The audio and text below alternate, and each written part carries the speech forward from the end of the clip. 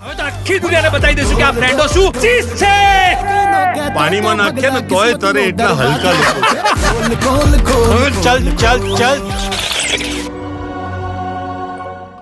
કેમ છો દોસ્તો? સાચી દોસ્તી કોને કહેવાય? જ્યારે તમારો દોસ્ત, તમારો ફ્રેન્ડ કોઈ પણ પ્રકારની મુશ્કેલીમાં હોય, એ પછી એણે જાતે ઊભી કરેલી હોય કે પછી બીજા કોઈ રીઝનથી ઊભી થયેલી હોય, પણ એનો સાથ આપવો એટલે દોસ્તી.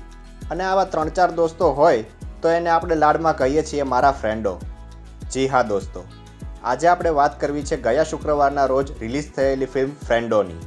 ફિલ્મની સ્ટોરી વિશે વાત કરીએ તો લીડ કેરેક્ટર તુષાર સાધુ એટલે કે કાનો અને તેના 3 મિત્રો ગામની નવરી બજાર છે.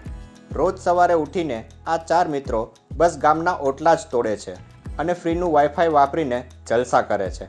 કાનાને કાંઈ કામ કરવું નથી, પણ એના સપનાઓ મોટા મોટા છે અને એવામાં એની માટે છોકરી જોવાનું ગોઠવાય છે. અને છોકરી કાનાભાઈને ગમી જાય છે, પણ છોકરી અને છોકરીના બાપાને વેલ સેટલ્ડ અને જમીન જાયદાદવાળો છોકરો જોઈએ છે.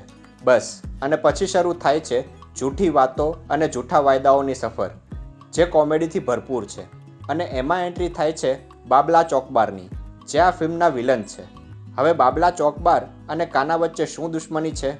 બાબલો ચોકબાર કાનાની ફેમિલી સાથે શું કરવા માગે છે? કાનો આટલી બધી જૂઠી વાતો અને વાયદાઓ કરીને પણ શું એની ગમતી છોકરી મેળવી શકશે? અને શું કાનાના ફ્રેન્ડો આ બધી જ મેટરમાં કાનાનો સાથ આપશે કે નહીં, એ જોવા તો તમારે ફિલ્મ જોવી પડશે. ફિલ્મના પ્લસ માઇનસ પોઈન્ટની વાત કરીએ તો ફિલ્મનું સ્ટાર્ટિંગ સ્લો છે અને થોડું બોર પણ કરે છે. પણ જેમ જેમ ફિલ્મ આગળ વધે છે અને જુદા જુદા કેરેક્ટર્સ આવતા જાય છે, તેમ તેમ ફિલ્મ વધારે ઇન્ટરેસ્ટિંગ બનતી જાય છે. થ્રુ આઉટ ફિલ્મ તમને હસાવે છે અને મોસ્ટલી પ્રિડિક્ટેબલ સિચ્યુએશનલ સ્ટોરી હોવા છતાં આ ફિલ્મ તમને એન્ટરટેનમેન્ટ પૂરું પાડવામાં સફળ થાય છે. ખાસ કરીને ફિલ્મનો એન્ડ અને લાસ્ટ રીલ તમને ખૂબ જ હસાવશે. એક્ટિંગની વાત કરીએ તો તુષાર સાધુ, ટ્વિંકલ પટેલ, જય પંડ્યા, દીપ વૈદ્ય, ઓમ બ્રહ્મભટ્ટ, કુશલ મિસ્ત્રી, રાગી જાની, પ્રશાંત બારોટ, જૈમિની ત્રિવેદી, અંશુ જોશી અને શિવાની પાંડે, આ બધા જ કલાકારોએ ફિલ્મમાં સારું અને બંધબેસતું કામ કર્યું છે. ફિલ્મનું BGM અને સિનેમેટોગ્રાફી સારી કરવામાં આવી છે. રેટિંગની દ્રષ્ટિએ વાત કરીએ તો આ ટાઈપની સ્ટોરી આપણે બોલિવૂડમાં બહુ બધી વાર જોઈ ચૂક્યા છીએ અને સ્ટોરી પ્રિડિક્ટેબલ હોવા છતાં તમને હસાવવામાં અને એન્ટરટેનમેન્ટ પૂરું પાડવામાં સફળ થાય છે. એના માટે 1 star, screen play, dialogues, BGM અને એક્ટિંગ માટે 1 સ્ટાર અને સિચ્યુએશનલ કોમેડી અને વેરિયસ કોમેડી સિક્વન્સીસ ઊભી કરીને એન્ટરટેનમેન્ટ પૂરું પાડવા માટે 1/2 સ્ટાર.